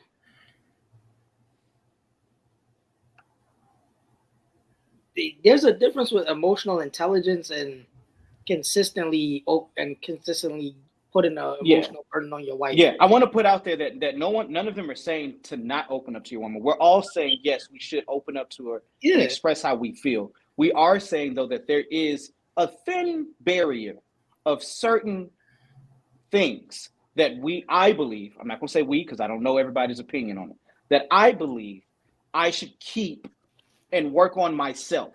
Now, I'm not saying that I'm not opening up to my wife. I'm not saying that she don't even know that these issues exist. What I do is I don't talk to her in depth about these particular issues, just particular ones. Yeah, and then I figure out if I can work these out myself. Now, if I can never fix this particular issue out myself and I can't work it out, then okay, we'll go back to the drawing board and I'm like, okay, let me talk to her, right? But yeah, of course. If I can, then I just want to make sure that the audience understands that we're not saying don't speak to your woman.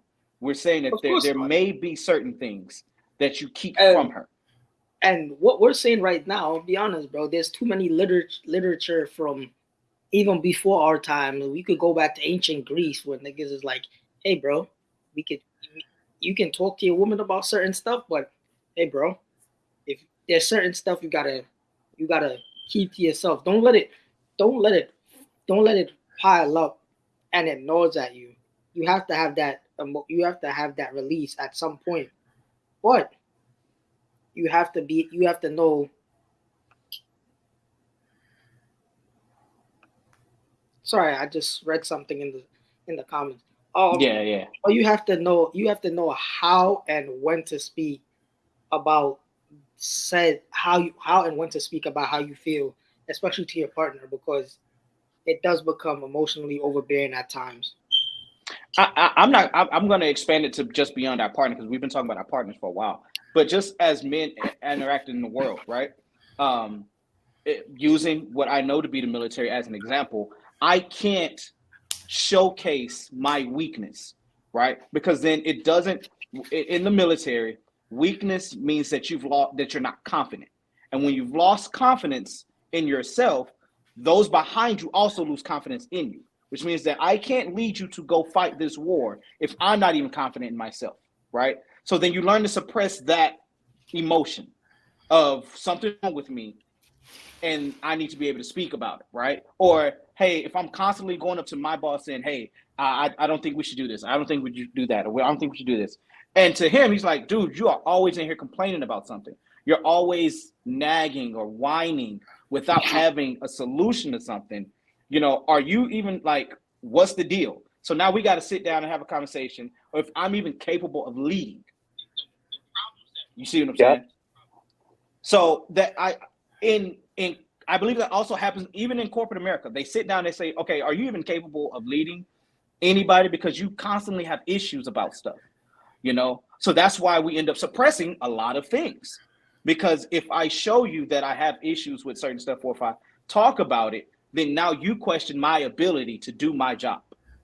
You question my ability to be able to lead. And then that's where the issues arise.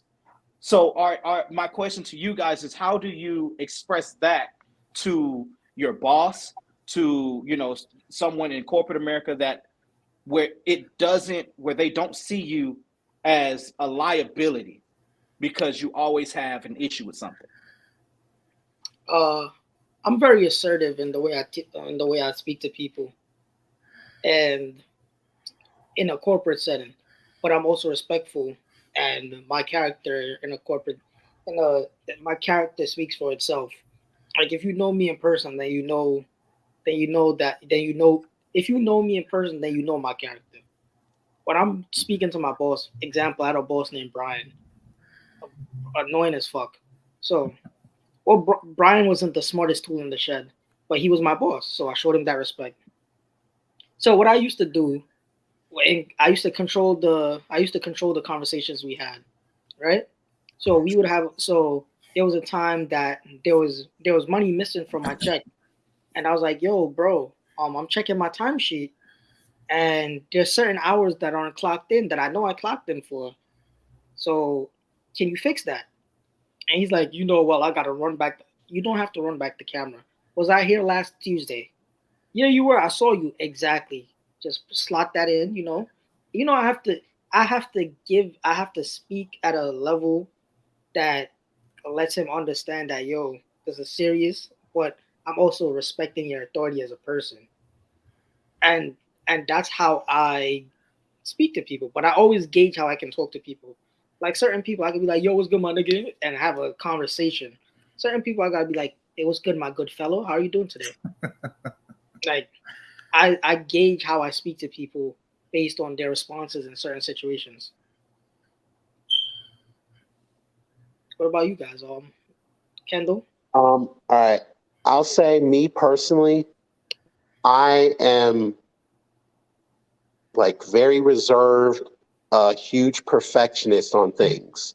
So I do not like to show weakness.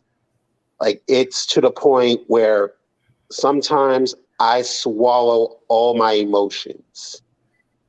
And sometimes it gets unhealthy. And I have a select few people that I will talk to about it. So, like, whether it's in like workplace, the dating scene, I try to find, the most peaceful way to let out my emotions. Now, like, when I like rant emotions, I'm not looking for somebody to solve my problems. I'm just asking for somebody to listen, let me dump these emotions out, and then I'm going to get back to doing what I need to do, because I never have to be told, what my job is or how to do it, because I do it well. So I don't feel weak as a man to, start sharing emotions. Now, of course, there are some things I absolutely will not share, because I believe it's just what I need to deal with myself, and there's nobody that can help me but me. So that's my take on it.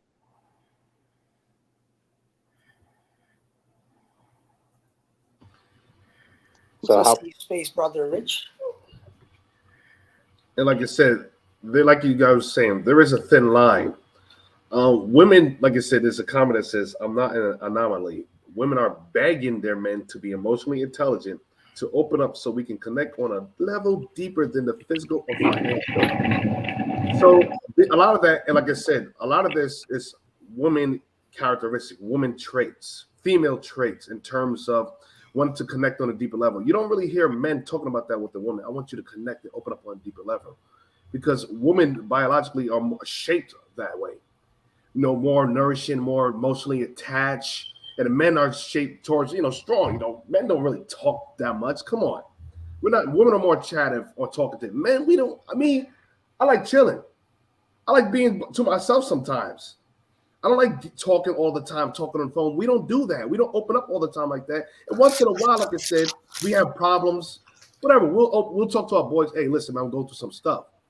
Now, there's certain things, like I said, you don't want to talk about with your woman because, like I said, a lot of times women look towards their men for leadership qualities. They like to be secure or feel protected and safe. Anytime they feel that position or they feel some type of insecurity or that their man doesn't have a hold on himself, the man that she's trusted to lead the family, women tend to separate themselves. Say, you know what? Maybe I need to be independent because he's breaking down. He's complaining. He's supposed to be the strong one. He's supposed to be the leader of the household.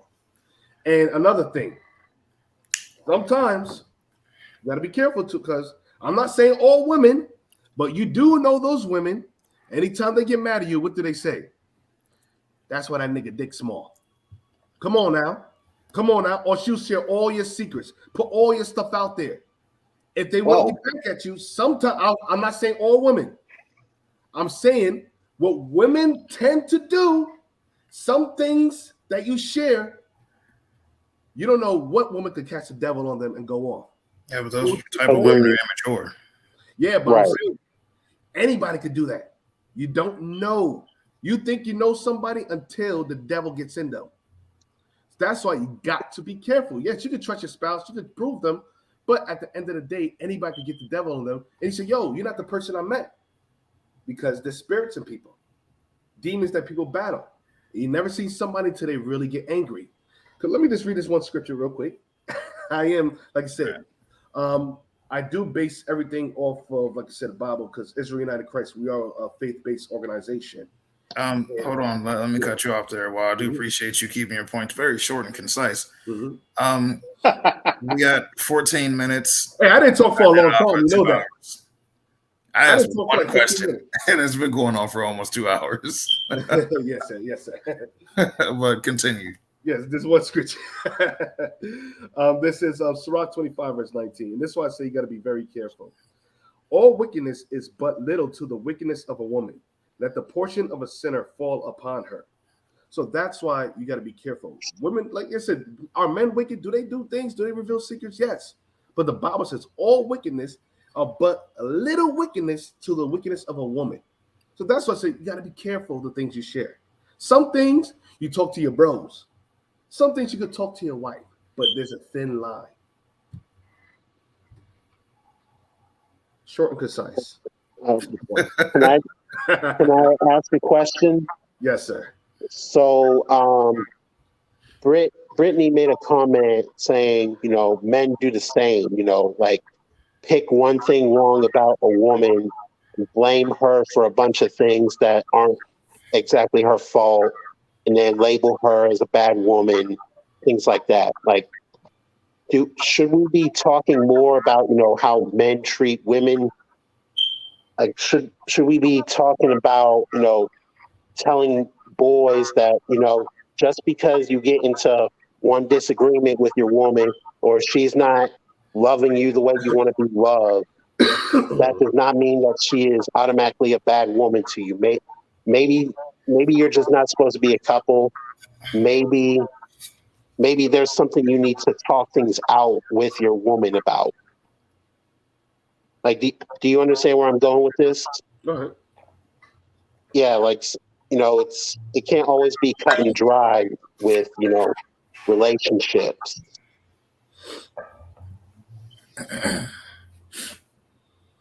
Well, I feel when it comes to this argument, it's like when you marry somebody, the whole for better or worse also adds the whole like emotions into it too. So like if you're not feeling a certain way, you're supposed to be able to express that.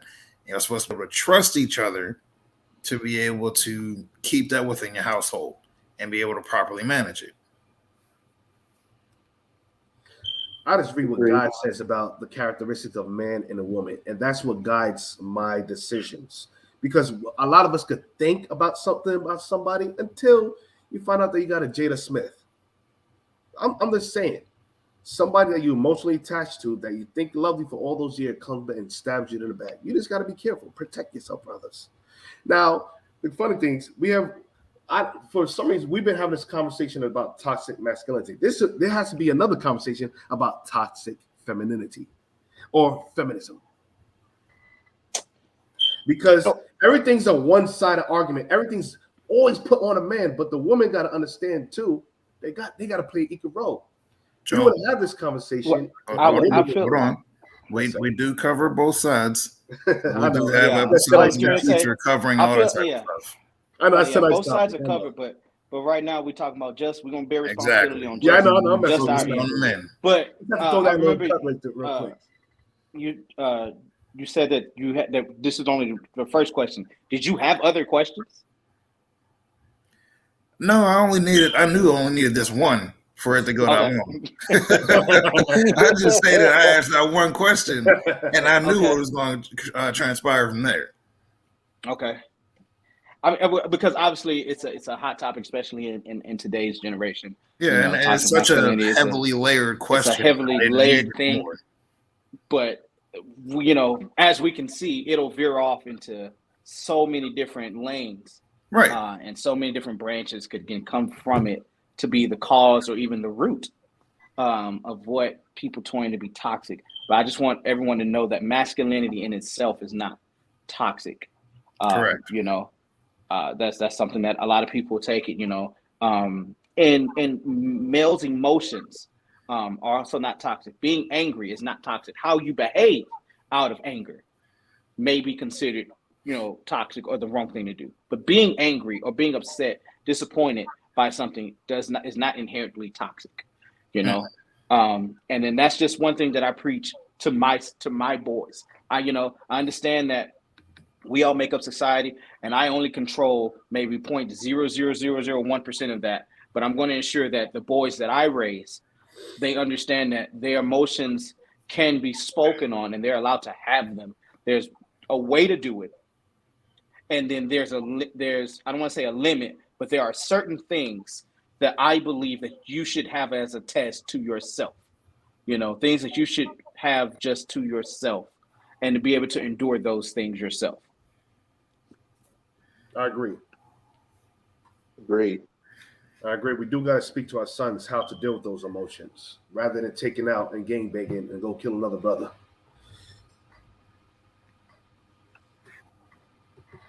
Right.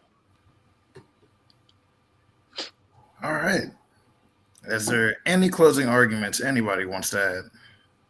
Are there any comments that we need to address? I know Ms. Williams said that that's human. Emotions are human, which is correct. Emotion is a human thing. They're just the way that we handle them, are just completely separate. So my closing argument is thank you for having me on your podcast. Definitely had a wonderful conversation. I know, like I said, it was conflicting arguments, but that creates discourse. Well, that's a part of conversation. Us having a conversation in the community, which I think is very important. I appreciate you having me on. Just anybody want to know our website, if you don't mind. Like I said, we're Israel United in Christ, and our website is www.israelunite.org. www.israelunite.org. And like I said, we do teach that Blacks, Hispanics, and Native American Indians are the true biblical Israelites, and that we fit the curses of Deuteronomy 28, verse 15 to 68, that shows our slave trade. If any of you guys are in Ohio, please hit me up. Let me know. I'll make sure you guys get to come out and have fun. I'd like to say that this is definitely a conversation we need to continue having.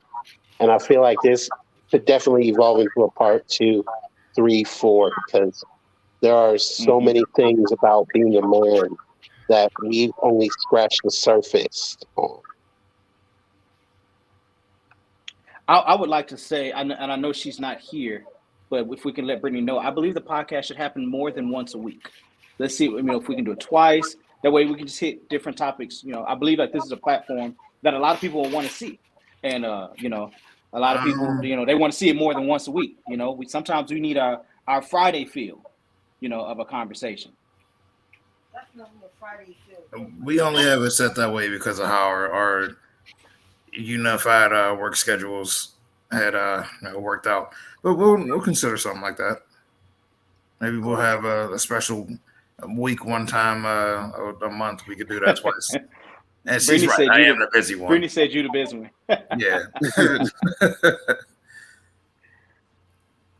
Shaq, you got a closing argument? Yeah. Give me a second. No, so it's hard for me to tell your expressions behind a blank screen. Yeah. She says I would just like to point out real quick, Brittany being petty does not help it. She says I'm a mere stay-at-home mom. That's what we speak about, toxic masculinity. Like, come on. Now let's talk about toxic femininity. The petty one, Brittany. Now I'm playing, but if we're being serious, it was a good discourse. It was a good conversation. Like this is one of the topics that need to be discussed more. Like Joel brought some good points. Although I would say that although most of us aren't really religious, but we see that his points are very strong, and it comes from his religion and his idea. Not religious. I'm culturist. I'm a culturist. Oh yeah, my bad. I believe in moral laws. I believe in laws. I understand. Trust me, I understand. I think that me and your beliefs are more aligned than anybody on the pod right now. I mean, when it comes to like certain aspects of this conversation, but like I feel like it was just a good discourse. There was certain stuff that we definitely missed out on talking about. But yeah, I would love to have this conversation again. Well, I'll keep those things in mind. And fellas, it's always appreciated when y'all come down. I appreciate y'all helping the audience grow, sharing your thoughts, everything in between. No, thank you for having me. All the time. All the Appreciate time. it. DeAndre, thank you for having me as well. I Absolutely. appreciate it. Man, it was good. It was good meeting you guys. You know, some of you guys in the Pokemon community, I know. Yeah, definitely. And happy birthday, Jamal. I know your wife said it, but I'm gonna say it again. Absolutely. Oh, That's yeah, the perfect today way is to close Jamal's this birthday. out. Yo, happy birthday, Jamal. Happy birthday to you, Jamal. He's the one that But should have you- been on this call. Yeah, he about 55, right? He about 55. He about 58, 58 is He's crazy. getting up there in I age. just want y'all to know he's dodging me. I've been trying to battle Jamal for the longest. He's dodging me. Rich, I want I've the been trying whole to battle viewer you to for the see that. longest. Damn, he did it on live. Throwing the smoke On out Rich. there. live, he's Rich. dodging me.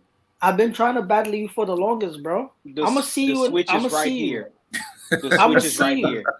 I'ma Just let see me you in know. the ranks. I'ma see you in the ranks in Tahiri. I'ma see you in the ranks. Y'all got to get there first. I'm the only one there. You got to get Don't worry, there I'ma first. see you.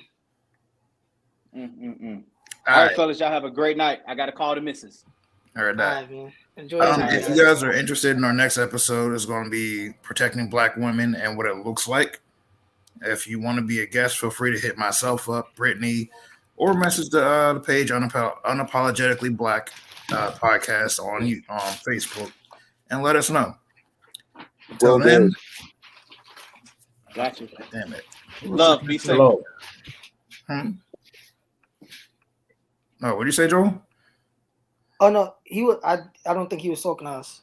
Oh, shalom. Oh, so yeah, I'll find out the next one. And like I said, if you want to have me the guest again, then I can come on. Okay. Well, stay safe, stay blessed, and stay unapologetically Black. All right, take care. Y'all have a good one. You too.